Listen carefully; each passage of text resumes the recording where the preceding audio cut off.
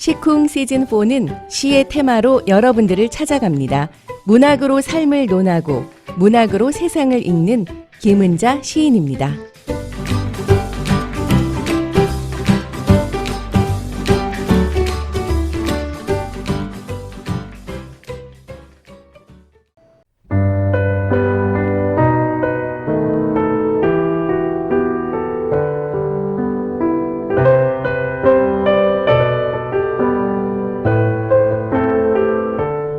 시간이 번개처럼 지나가는 것처럼 느껴지는 건 왜일까요? 해가 갈수록, 나이를 먹을수록 시간이 어떻게 이렇게 빠른지요? 그 옛날에는 시간이 너무 느리다 싶어서 빨리 어른이 되고 싶었는데요. 엊그제 2022년이 막 시작된 것 같은데 벌써 한 해의 3분의 2가 휙 지나갔습니다. 뭘 그렇게 종종거리면서 한 해에 3분의 2를 훌쩍 흘려보냈는지 모르겠어요. 나이가 시간을 체감한다는 말이 있습니다. 30대에는 30마일로, 50대에는 50마일로, 70대에는 70마일로 그렇게 빨리 흐르는 것처럼 느껴진다고 해요. 재밌는 연구가 하나 있습니다. 피터 맨게인이라는 심리학자가 20대 젊은 사람들과 60대 나이 든 사람을 대상으로 시간을 마음속으로 세워서 정확히 3분이 되었다고 생각했을 때 자신에게 알려주도록 한 다음에 실제로 다른 연령대의 사람들이 마음속으로 시간을 얼마나 정확히 측정하는지 조사했다고 하는데요. 나이가 들면 뇌 속에 도파민의 활성이 현격히 떨어지면서 본인 자신의 시계는 느려진다고 해요. 그런가 하면 세월의 시계는 빠르게 느껴진다고 합니다. 그러니까 스스로의 시간을 느리게 흘러가도록 할 수 있다는 말이기도 한데요.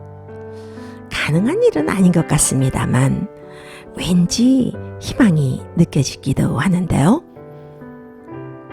새롭고 적극적인 경험을 자주 하는 것이 도파민의 수치를 높여주는 일이라고 합니다. 그래서 우리가 느끼는 시간을 길게 느려뜨리는 역할을 한다고 해요. 도파민이다, 수치 증가다, 복잡하게 생각할 것 있겠나요? 시 한 편으로 세상을 읽고 마음을 나누고 삶을 다시 한번 생각해보는 이 시간, 시를 통해서 우리의 생활을 공감하는 이 시간이 시계를 거꾸로 돌리는 바로 그 시간입니다. 내가 좋아하는 시를 함께 나누고 의미를 새기면서 마음을 나누는 것 얼마나 행복한 일이에요.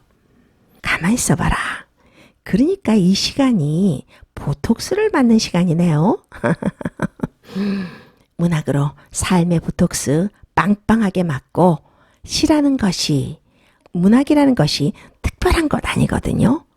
시로, 문학으로 서로의 내면을 터치하는 시간이 되길 바랍니다. 아직도 빠져나오지 못한 팬데믹 시간입니다. 우리가 살고는 있지만요, 살고 있는 것 같지 않다는 생각이 들기도 해요. 그래서 힘든 날들이 있습니다. 그래도 오늘 이 시간만은 시계를 거꾸로 돌려서 문학으로 시 한 편으로 도파민의 수치를 한껏 높여보겠습니다.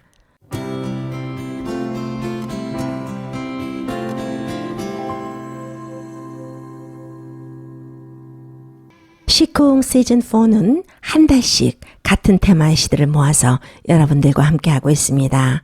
시즌4가 벌써 1년이 지나가는데요. 그동안 우리의 희노애락, 거기에 더해서 삶과 관계된 여러 가지 테마의 시들을 저의 해설과 곁들여서 소개해드렸습니다. 이렇게 여름이 깊어지고 벌레소리도 조금씩 짙어지고 있죠. 이번 8월은요.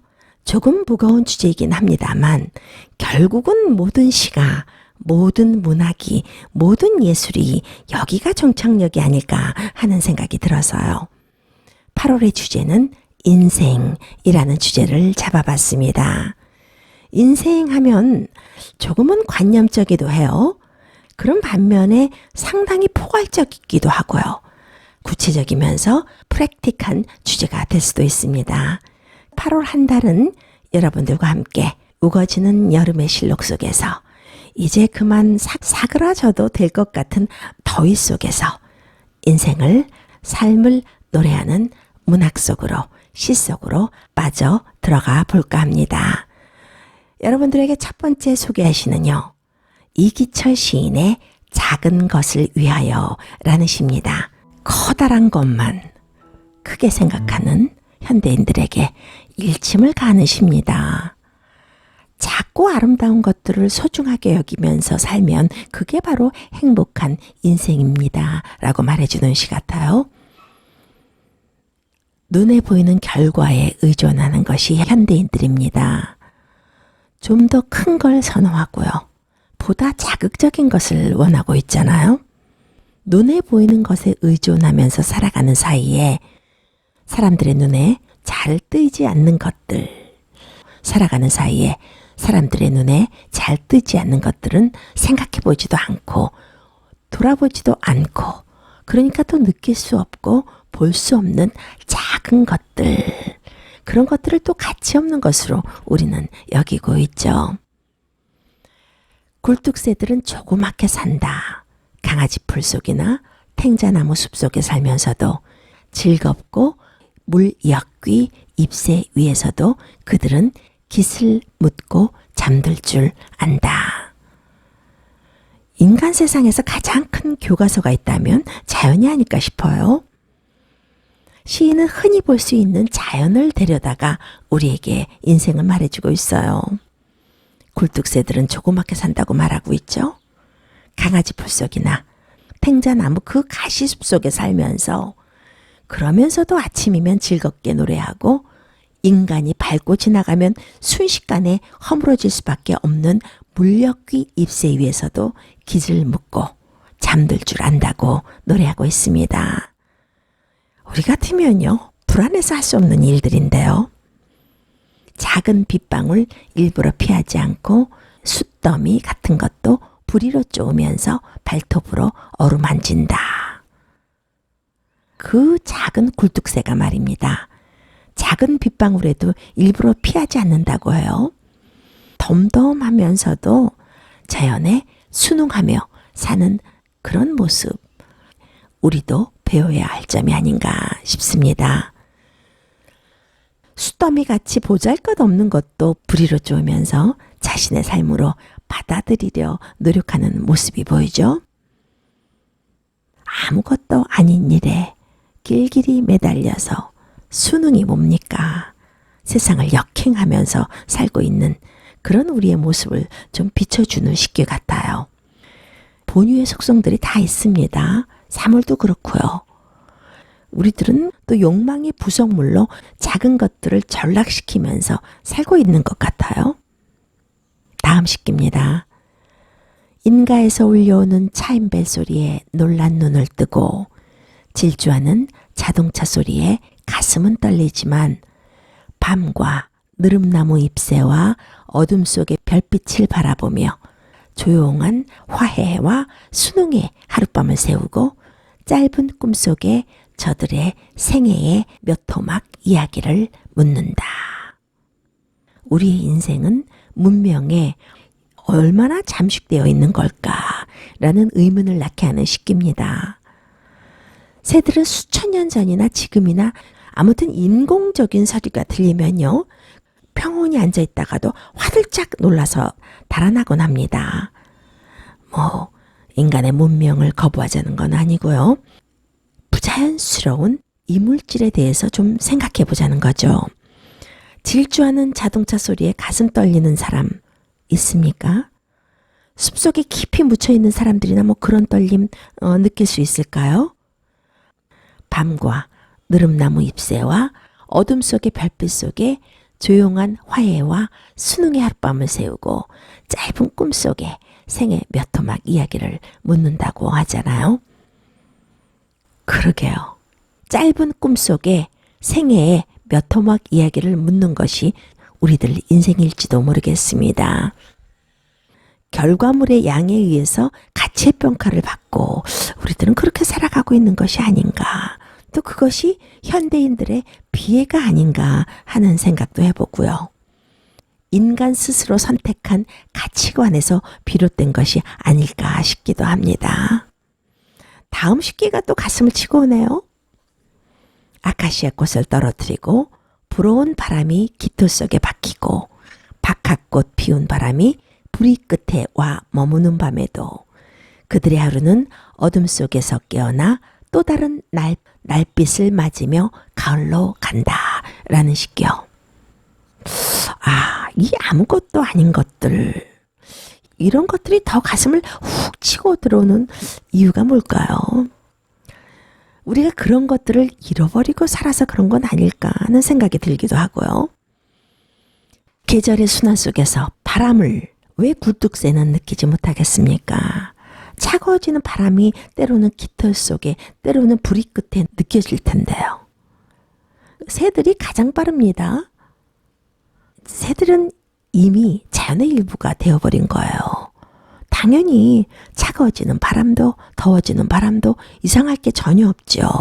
순리죠. 어둠 속에서도 새로운 날빛을 기다리는 꿈을 꾸고 그러한 일들이 반복되면서 계절이 바뀐다고 합니다. 여름에서 가을로 가고 있다고 합니다. 작은 것들을 위한 조용한 노래.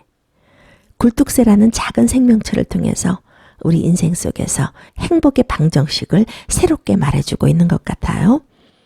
아카시아 꽃을 떨어뜨리고 불어온 바람이 깃털 속에 박히고 또 그 박하꽃 피운 바람이 불이 끝에 와서 머무는 밤이 있다 할지라도 어둠 속에서 깨어나서 또 다른 날빛을 맞으면서 가을로 가는 순웅, 그 아름다운 순환. 조그맣게 사는 건 초라한 것이고 이름 없이 사는 건 비천해 보이는 것이고 그렇게 생각하는 것이 참 우리들의 현실인데요. 우리 현실인데요. 시인은 작은 것들 속에 깃들어 있는 그 삶의 즐거움과 행복을 오롯이 보여주고 있습니다. 그런데 왜 시인은요, 행복을 증명하기 위해서 선택한 소재가 굴뚝새일까요? 이 사람들의 시선을 사로잡을 만한 그 화려하고 예쁜 새들이 많이 있는데 말입니다. 작고 까무잡잡하고 눈에 띄지도 않는 토속새, 굴뚝새를 왜 시인은 굳이 선택했을까요? 굴뚝새는 몸 길이가 6에서 7cm 정도뿐이 안 된다고 합니다. 길이는 5cm가량 되고요. 꽁지는 3cm가량 되고요. 거기에 색깔은 짙은 갈색이라 잘 눈에 띄지도 않아요. 암흑색의 가로무늬가 있는데도 바이틈이나 시골의 헛간 같은 곳에서 주로 산다고 합니다. 사람의 주목을 끌기에는 너무도 초라한 새죠.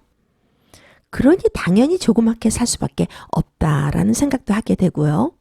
그렇게 사는 것이 운명적으로 타고난 것이 아닌가 하는 생각도 하게 됩니다. 그런 굴뚝새의 삶이 인간의 삶을 비유한 것이라면 문제는 조금 달라지죠. 굴뚝새의 삶을 통해서 크게 살고 싶어하는 인생들을 뜬구름처럼 거대한 것을 쫓다가 인생 자체가 저변으로 밀려나가는 고단한 인생들을 비춰주고 있습니다. 우리가 주목하지 않아도 꽃들은 피었다가 집니다. 사물들에게는 저마다 해야 할 일들이 있어요. 주변의 상황에 관계없이 그 본유의 삶을 살아가는 것이죠. 계절은 계절대로 저마다의 의미를 새기면서 변해가고 있지만 유독 그런 문제의 가운데서 신음하며 살아간다는 것이 바로 인간이라는 점이에요. 자연의 모든 질서와 순응을 깨트리는 유일한 존재가 인간이기도 하죠. 그래서 인생을 전쟁처럼 살다가 가는 것이 아닌가 싶기도 합니다. 여름이 아무리 돌봐주지 않는 들녘 끝에 개비름꽃 한 점 피었다 지우듯이 가을은 아무도 기억하지 않는 산기슭 쌀이나무 끝에 굴뚝새의 단음의 노래를 리본처럼 달아둔다. 참 아름다운 식기예요. 이 식기는 참 마음을 아름답게 해주는 식기입니다. 여름이 아무도 돌봐주지 않는 들녘 끝에 개비름꽃 한 점 피었다 지우듯이 가을은 아무도 기억하지 않는 산기슭 쌀이나무 끝에 굴뚝새들의 단음의 노래를 리본처럼 달아둔다는 말. 시인만이 할 수 있는 아름다운 표현입니다. 이 아름다운 식기 뒤에 시인은 다시 한번 일침을 가죠. 마지막 식기입니다. 인간이 서로의 이익을 위해서 전쟁을 하는 동안에도 인간 다음에 이 지상에 남을 것들을 위하여 굴뚝새들은 오리나무 뿌리 뻗는 황토 기슭에 그들의 꿈과 노래를 보석처럼 묻어둔다. 라고요. 그러니까요. 식견이 우리보다 있는 거예요. 그 작은 굴뚝새가 몸 길이가 5cm뿐이 안 되는 그 굴뚝새가 지상에 남을 것들을 위해서 오리나무 뿌리 뻗은 황토 기슭에 꿈과 노래를 보석처럼 묻어두는 거예요. 미래를 바라보는 거죠. 모든 것을 다 소유하고도 만족할 줄 모르는 인간의 욕심이 인간들에게는 사소하고 가치 없는 것들을 위해서도 굴뚝새들은 황토 기슭, 꿈과 노래를 보석처럼 묻어두면서 인생을 이어가고 있는 거예요. 좀 더 작게, 좀 더 느리게 사는 삶이 진정 행복한 삶이라는 것을 마지막으로 말해주고 있습니다. 작고 욕심 없이 사는 삶 속에서 오히려 보석처럼 빛나는 삶을 왜 우리는 잊고 살아가는지 모르겠어요. 굴뚝새의 아름다운 인생에 대해서 한 번쯤 여러분들도 생각해 보면 어떨까 싶습니다. 이민의 삶 너무 바쁘죠. 인생 자체가 바쁜 것이 아닌가 싶어요. 또 인간의 욕심이 인생을 힘들게 만들어 버렸습니다. 분주한 삶에서 잠시 멈춰서서 작은 풀잎을 들여다보는 시간을 가졌으면 좋겠어요. 소중한 것들이 작은 것들 속에 숨어 있다는 사실을 발견하게 되는 시입니다. 오랜 망각 속에 묻혀있던 그 소중한 기억들 되살리는 그런 시가 됐으면 좋겠네요. 이 시를 쓴 이기철 시인은요. 1943년 경남 거창에서 출생했습니다. 영남대 물리대학교 국문과와 동대학원을 졸업했고요. 현대문학으로 등단했습니다. 시선집으로는 청산행과 시집으로는 열하를 향하여 외 여러 편이 있습니다. 손수건에 싼 편지 등 여러 편의 또 저서가 있고요. 김수영 문학상, 시와 문학상 등을 수상했습니다. 대구시인협회 회장을 역임했습니다. 뉴욕 주립대 방문 교수도 역임했네요. 현재 영남대 교수로 재직 중에 있습니다. 이렇듯 작은 것들을 소중히 여기면서 그 소용돌이 속에서도 순응하고 화해하는 인생을 보여준 시가 있는가 하면요. 잠시 왔다 가는 우리들의 인생을 꽃그늘 아래서 단 5분간으로 표현하면서 한 세대와 또 한 세대의 교체를 보여준 시가 있습니다. 나희덕 시인의 5분간이라는 시입니다. 나눠보기로 하죠. 이 시는 민음사에서 출간된 그곳이 멀지 않다라는 시집에 실린 시입니다. 어떤 시는 식기 하나하나를 짚어가지 않더라도 그 이미지로 그림이 그려지는 시가 있어요. 이 시가 바로 그런 시가 아닌가 하는데요. 기다림 하나로 깜빡 빠르게 지나가 버리는 일생에 대해서 노래하는 시입니다. 아카시아 꽃 하얗게 흩날리는 날, 아이를 기다리는 그 5분이 엄마에게는 생이 다 지나가 버리는 것 같은 그런 기분이 든다고 합니다. 서로의 삶을 맞바꾸면서 완성되어가는 기다림. 우리들의 인생 자체가 기다림인지도 모르겠습니다.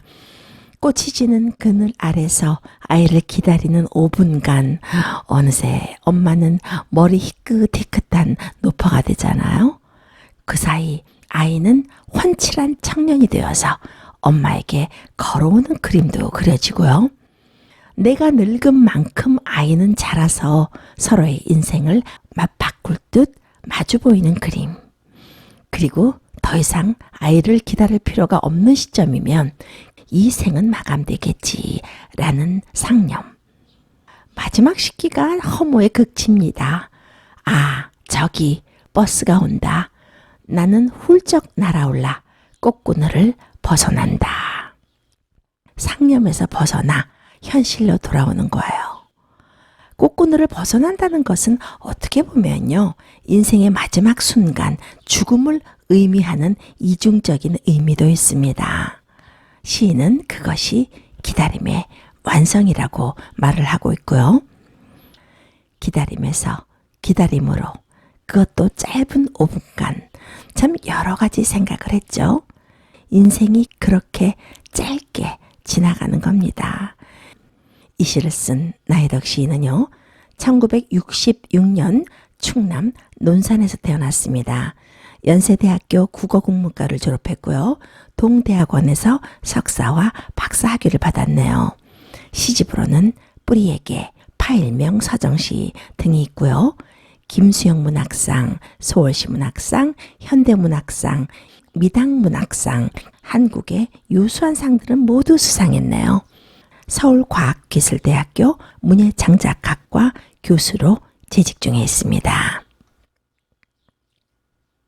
8월의 첫 주, 여러분들과 인생에 관한, 삶에 관한 시 두 편을 나누는 사이에 시간이 되었습니다.